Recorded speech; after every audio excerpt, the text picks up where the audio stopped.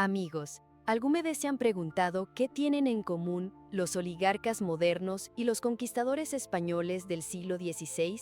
Tanto unos como otros lograron transformarse en pocos años de ser nadie en poderosos señores de regiones enteras, solo que sus métodos fueron, digamos, diferentes. Si los ricos modernos usan paraísos fiscales y criptomonedas, los españoles de hace 500 años inventaron un esquema de enriquecimiento mucho más sofisticado. Crearon todo un sistema que permitía a un tabernero común o a un hidalgo sin tierras convertirse en dueño de miles de personas y enormes territorios, literalmente en un par de años. Imaginen esta escena. Algún Pedro González, que toda su vida sirvió vino en una taberna miserable en algún lugar de Extremadura, de repente se convierte en poseedor de haciendas del tamaño de la región metropolitana moderna de Madrid, y bajo su mando trabajan decenas de miles de indios. ¿Suena como guión de película de Hollywood?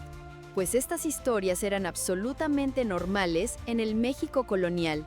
Y hoy les contaré cómo fue posible todo esto, qué precio pagaron por ello los habitantes originarios de América, y por qué este sistema finalmente se derrumbó bajo el peso de sus propias contradicciones. Pero empezaremos con un personaje muy interesante. Un hombre que llegó al Nuevo Mundo no por oro ni por aventuras, sino para poner orden entre los aventureros enriquecidos. Este es don Antonio de Mendoza, el primer virrey de Nueva España. ¿Saben en qué se diferenciaba de todos esos conquistadores que lo rodeaban?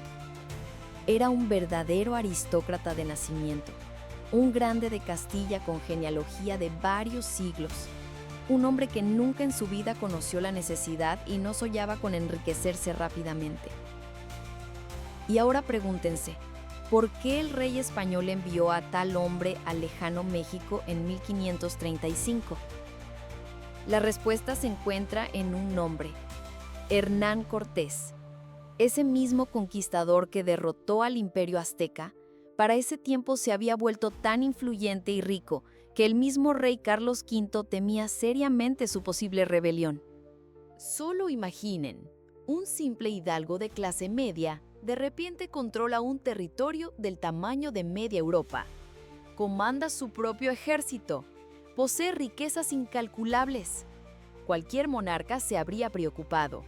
Y así, Mendoza llega a México con una tarea clara: limitar el poder de Cortés y otros conquistadores enriquecidos, pero sin destruir el sistema establecido de extracción de ganancias de la colonia. Una tarea nada fácil, estarán de acuerdo. ¿Y saben qué? Mendoza la cumplió brillantemente.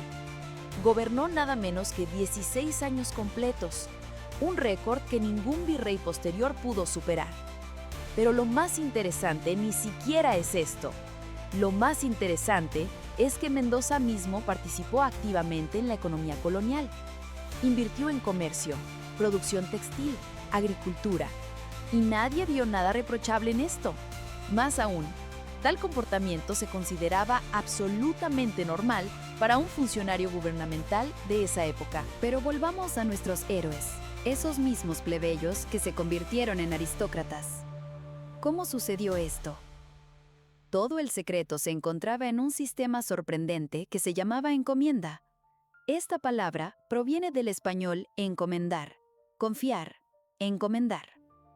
En esencia, la encomienda era una forma peculiar de concesión feudal, pero con características muy interesantes. Escuchen atentamente, porque aquí empieza lo más interesante.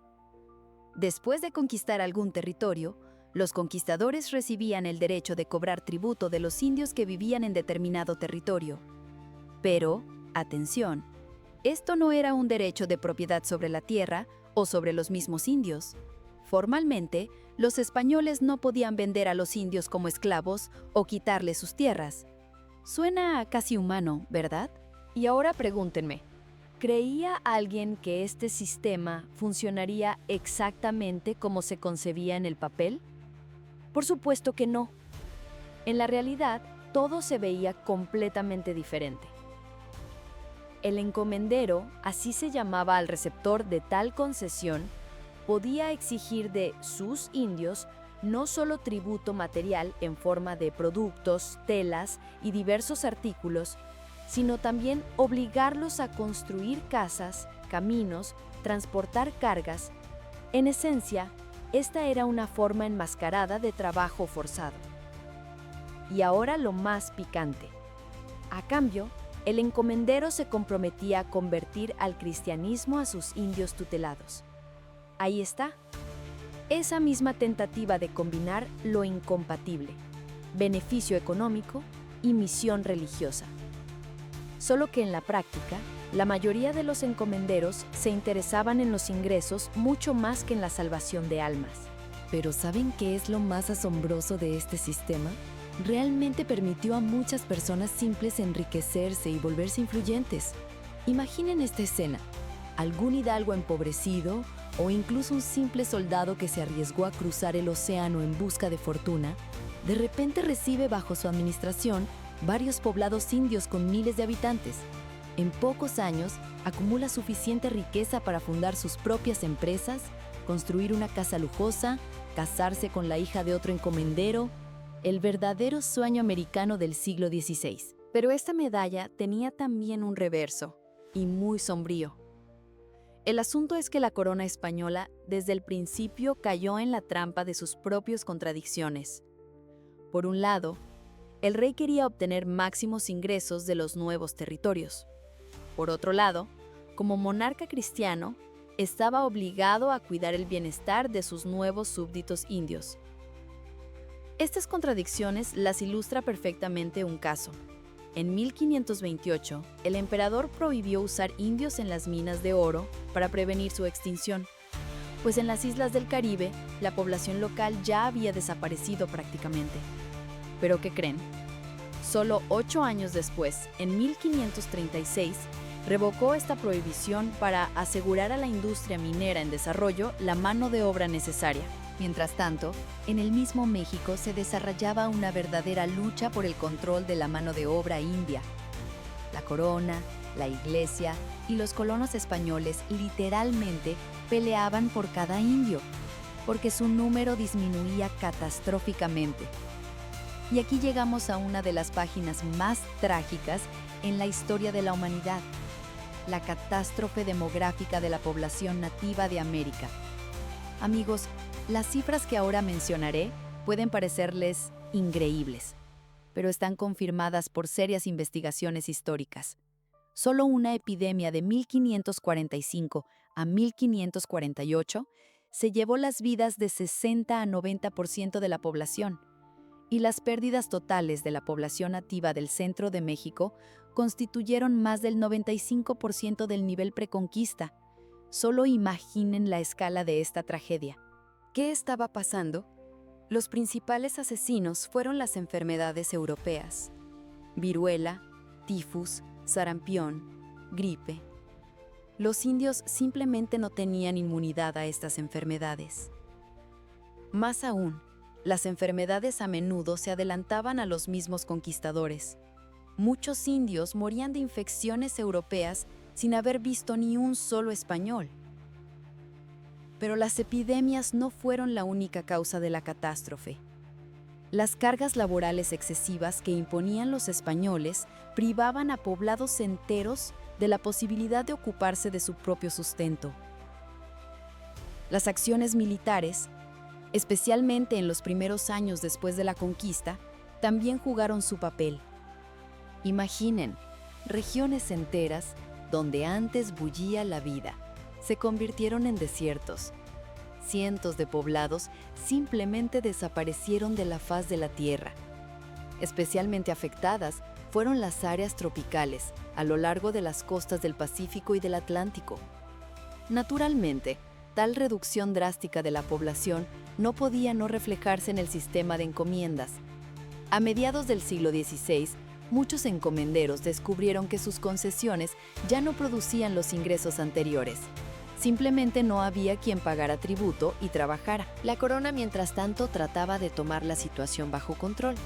Ya en 1542 se promulgaron las llamadas Nuevas Leyes, que prohibían esclavizar a los indios y preveían la abolición gradual de las encomiendas. Según estas leyes, todas las concesiones debían cesar con la muerte de sus actuales poseedores. Pero ¿saben qué pasó?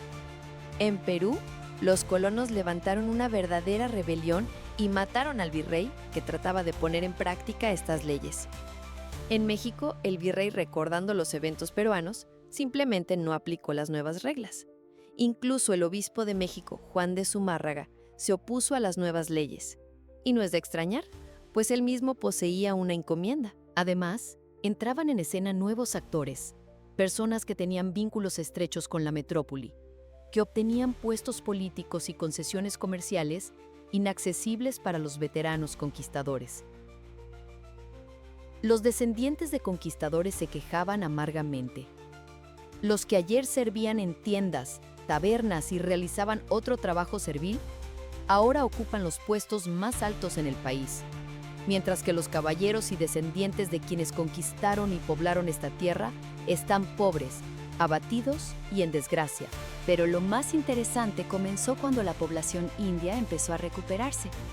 Hacia 1620, la situación demográfica comenzó a estabilizarse. Los indios sobrevivientes adquirieron cierta inmunidad a las enfermedades europeas. La población restante pudo abandonar las tierras marginales y cultivar solo las parcelas más fértiles. Más aún, los indios comenzaron a adoptar métodos agrícolas europeos, lo que aumentó su productividad. Pero ya era tarde. México dejó de ser para siempre un país predominantemente indio, como siguieron siendo Guatemala o Bolivia. Se convirtió en un país de europeos y mestizos. En estas nuevas condiciones, las autoridades españolas se vieron obligadas a inventar nuevas formas de organizar el trabajo. Así apareció el sistema de repartimiento, distribución forzosa de mano de obra. Si la encomienda daba derecho al tributo, el repartimiento obligaba a los indios a trabajar directamente para los españoles cierto número de días al año. ¿Cómo funcionaba esto? Cada poblado indio debía suministrar cierto número de trabajadores que se enviaban por 1 o 2 semanas a las haciendas españolas o a las obras públicas. Durante los trabajos agrícolas, los poblados usualmente suministraban del 2 al 4% de los hombres adultos y durante la cosecha hasta el 10%. Pero hacia 1632 el repartimiento fue abolido en todas partes, excepto en las zonas mineras. ¿Por qué? Primero, los humanistas consideraban el trabajo forzado incorrecto y cruel. Segundo, muchos indios comenzaron a abandonar sus comunidades e irse a trabajar a las haciendas, minas y ciudades donde pagaban más. Tercero, cada vez más personas de raza mixta comenzaron a trabajar en las plantaciones, lo que redujo la demanda de trabajo forzado. La abolición del repartimiento reflejaba el debilitamiento del poder de la corona.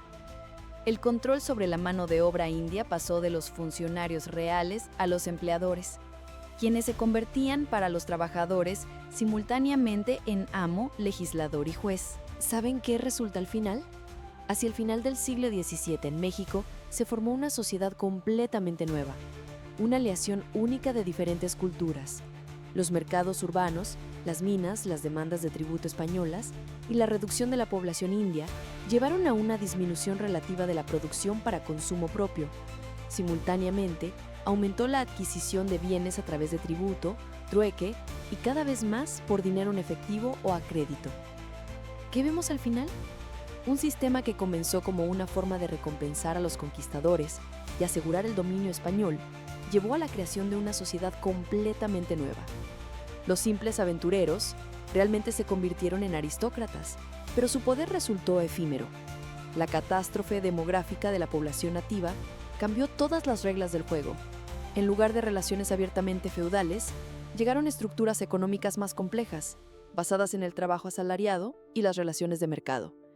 ¿No es sorprendente cómo unos pocos miles de aventureros españoles pudieron cambiar radicalmente el destino de millones de personas y crear una civilización completamente nueva?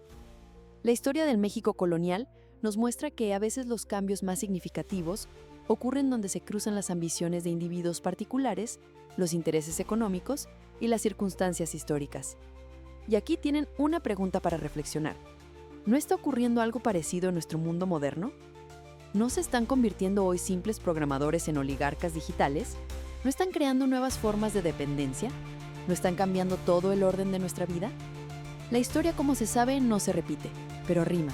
Y tal vez, estudiando la experiencia de los colonizadores españoles, entendamos mejor los procesos que ocurren a nuestro alrededor hoy.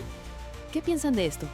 Escriban en los comentarios qué paralelos con la modernidad ven en esta sorprendente historia de la transformación de españoles desconocidos en poderosos señores del Nuevo Mundo. ¿Qué piensan?